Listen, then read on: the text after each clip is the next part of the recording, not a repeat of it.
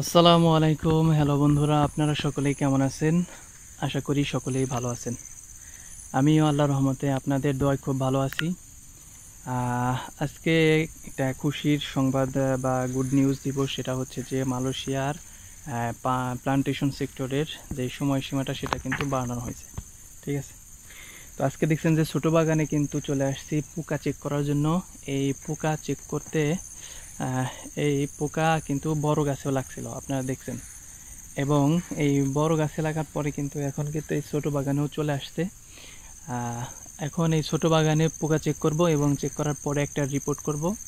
এই রিপোর্টটা অফিসে জমা দেওয়ার পরে কিন্তু এখানে কিন্তু রাচন দিবে, ওষুধ দিবে, স্প্রে করবে। ঠিক আছে, তো মালয়েশিয়ার প্লান্টেশন সেক্টরের যে সময়সীমাটা 31শে জানুয়ারি পর্যন্ত কিন্তু তারা সময়সীমাটা দিছিল।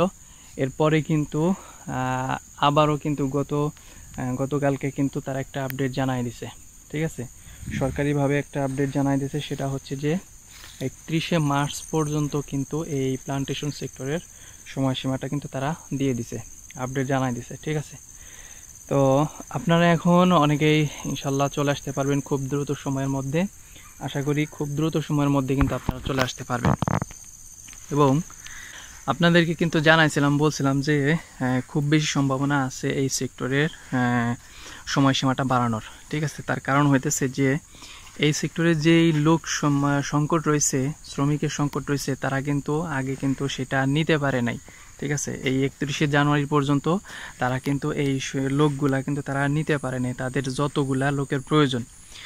তো এখন কিন্তু তারা নিতে পারে নাই, যার কারণে তারা এই সময়টা বাড়াই দিছে। ঠিক আছে, এখন কিন্তু আপনারা আশা করলে এখন কিন্তু আপনারা আসতে পারবেন 31শে মার্চ পর্যন্ত কিন্তু তারা সময়সীমাটা এই বাড়াই দিছে।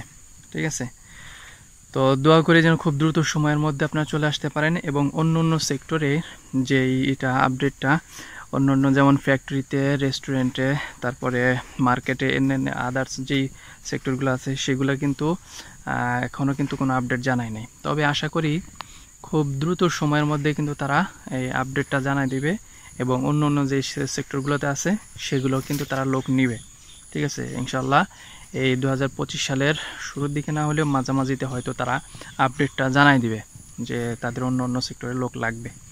ঠিক আছে, আপনাদের জন্য দোয়া করি যেন আপনারা কোনো প্রতারিত না হন এবং সঠিক এজেন্সি ধরে সঠিকভাবে আপনারা যেন মালয়েশিয়াতে চলে আসতে পারেন, এই দোয়াই আপনাদের জন্য করি। এবং আমাদের জন্য দোয়া করবেন যেন আপনাদের মালয়েশিয়া সম্পর্কিত বিভিন্ন তথ্য আপডেট যেন আপনাদেরকে দিতে পারি। আশা করি ভিডিওটি ভালো লাগছে। ভালো লাগলে একটি লাইক করবেন এবং সাবস্ক্রাইব করবেন এবং পাশে থাকা বেল বাটনটি অন করে রাখবেন। আসসালামু আলাইকুম ওয়া রাহমাতুল্লাহি ওয়া বারাকাতুহু।